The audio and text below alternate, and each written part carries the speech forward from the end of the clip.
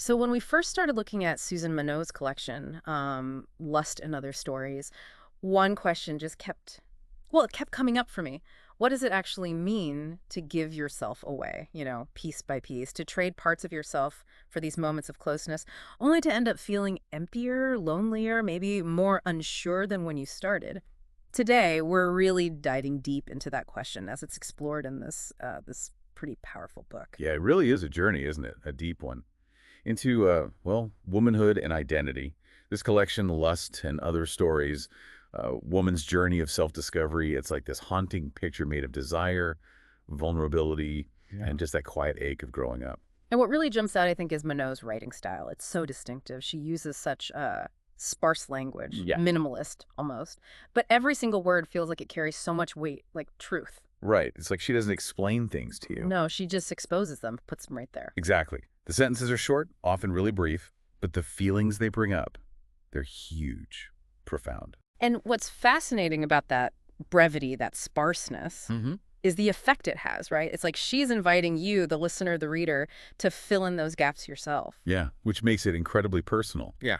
So our mission today in this deep dive Mm-hmm. is really to get under the skin of how Minot uses this kind of minimalist style, how it reflects those often hidden private experiences of young women, Yeah. and why this book still resonates so much today. Definitely.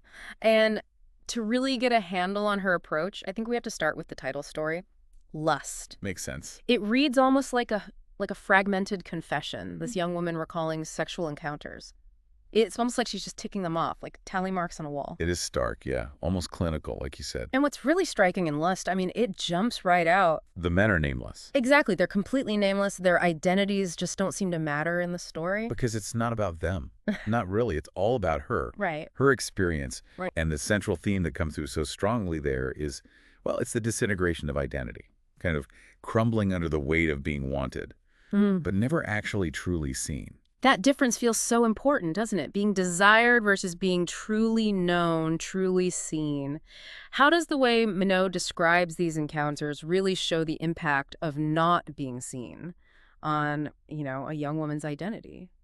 Well, it's a key thing because when you're constantly sought after for just one part of yourself, maybe it's physical desire, maybe just fleeting attention, but without any real recognition of who you are, it just inevitably starts to chip away at your whole sense of self. It erodes it. Right, slowly. Yeah, very slowly. I mean, those characters really embody this slow, almost invisible chipping away. It leaves you thinking, okay, what's actually left when parts of you are traded for these interactions that don't see the real you? And then as you read on past the title story, you see these themes pop up again and again. Woven throughout, yeah. In stories like Blow, Hiding, City Night. They kind of zoom in on these moments that seem small on the surface. But they just echo, don't they? They resonate long after you've finished reading. Totally. We're talking about tiny things sometimes. A glance across a room, a little white lie, or just, that moment where things could have gone differently. But didn't. Yeah. But they didn't. And through all these stories, Minot's really exploring these silent battles, the internal struggles young women face, often feeling trapped between wanting connection, but also feeling resigned or sort of caught between rebelling and just conforming, fitting in. And here's where it gets really, really interesting, I think. There's no big dramatic arc. No satisfying movie ending. Right. No grand redemption story. What you get instead is, well, it's just the soft devastation of real life. It's like those quiet moments we all have, isn't it? Where nothing huge happens on the outside, but inside something fundamental shifts. Exactly. So what does it tell us when a story doesn't give you that neat resolution?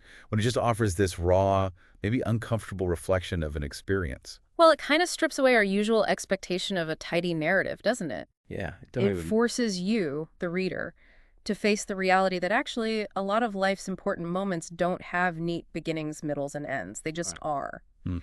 Minot's genius, I really think, lies in what she leaves unsaid, in those gaps. The silences. The silences, exactly. Her raw honesty makes the book feel like a mirror for so many readers, especially women, I think. It reflects their own experiences back at them in ways that can be, well, both uncomfortable, It's definitely uncomfortable sometimes. but also strangely deeply validating. You mentioned her genius is in what's unsaid and how that creates this personal connection. And the book often gets described with these metaphors, Hmm. a mirror, a whisper, a wound. When you hear those words, mirror, whisper, wound, what part of Minot's work jumps out at you? Why do those metaphors feel so right for this collection? Well, I think, we live in this world that's just overloaded with information. We often want the quick summary, the direct Yes, explanation. points. The bullet points, exactly. Hmm. But Minot does something totally different. By exposing rather than explaining, like we said, she creates this almost physical understanding. You don't just read about the experience, you kind of feel it Yeah. viscerally. Yeah. And those metaphors, mirror, whisper, wound, Yeah. they capture that direct internal hit. A mirror, well, it reflects your own stuff back at you. Mm. A whisper suggests these shared, often unspoken truths between people.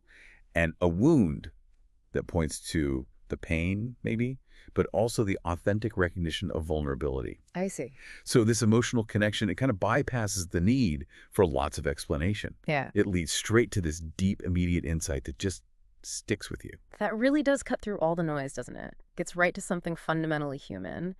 And, well, that brings us right back to where we started. That question about giving yourself away piece by piece. Hmm. Lust and Other Stories isn't just a book of stories, is it? It feels more like a path to understanding how much of ourselves we sometimes give away. Before we maybe realize we were actually whole to begin with. Exactly. Before we realized we were whole all along. Which really poses a question for you, listening right now.